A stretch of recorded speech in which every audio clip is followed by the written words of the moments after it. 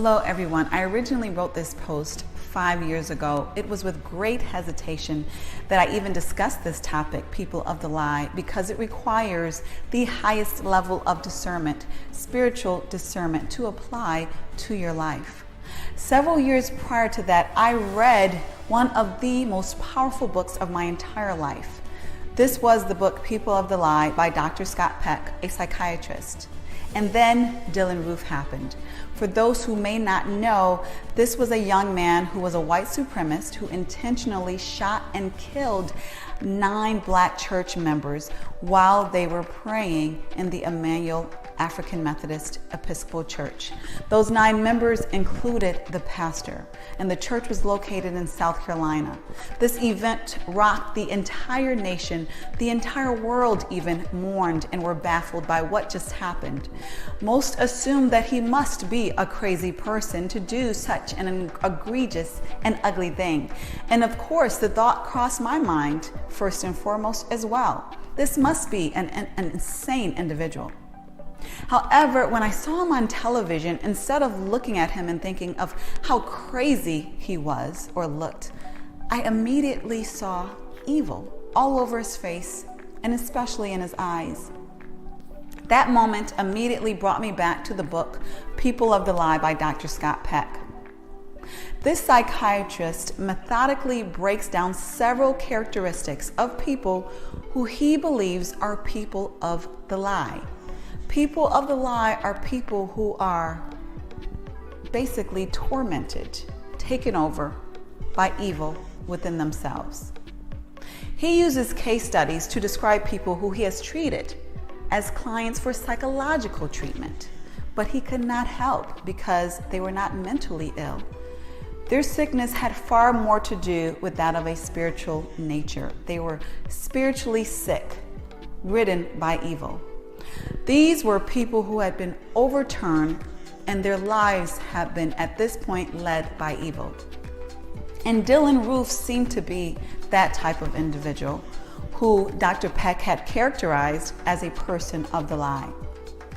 So I looked especially at the case studies that he used, and I identified the 7 characteristics that the clients of the book shared, and those were also, from my perspective, shared by Dylann Roof. So number 1 is the urge to have control over others. They seek control over others. And we know that with Dylann Roof, first and foremost, he wanted to seek control over those 9 individuals who he killed by using a handgun. He thought that was an easy way for him to do it. But far beyond that, he wanted to seek control over all of us by terrorizing us with fear, terrorizing the nation, if not the world, with fear of hate.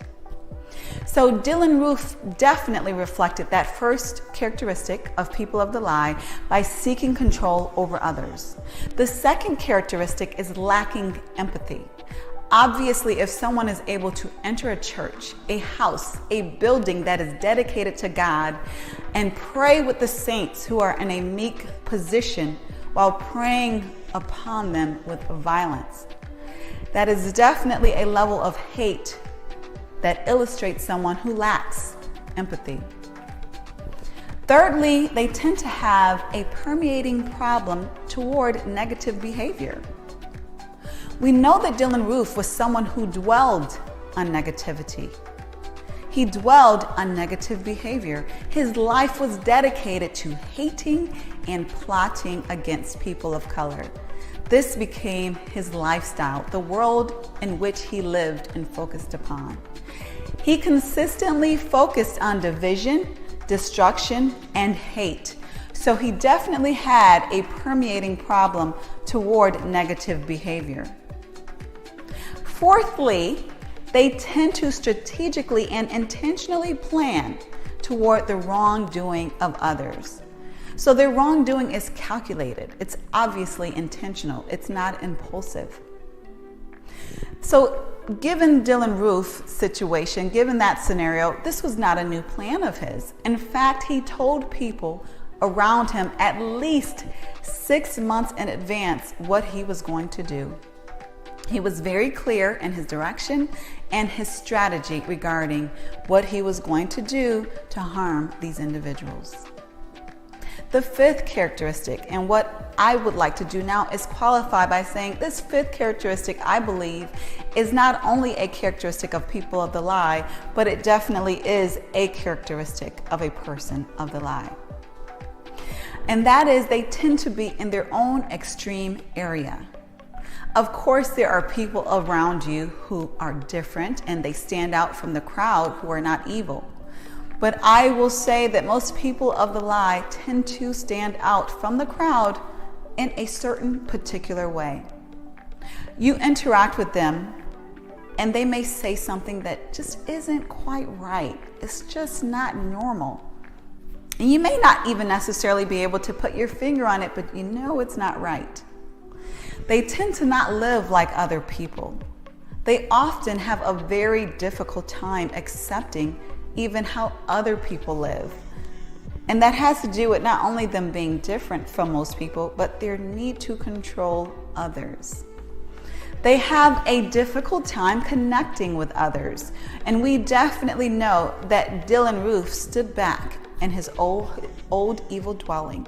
He was very atypical. He walked around with an old guard. Most would say outdated guard, for example. He often used the old Rhodesian flag. He used these old symbols that represented white dominance from many years ago. He was very different from modern day people. Even themes of acceptance that we tend to focus on today, even if we don't accomplish those themes of acceptance, of racial harmony, at least the mainstream says, hey, this is the right thing to do. It's a normal and important goal.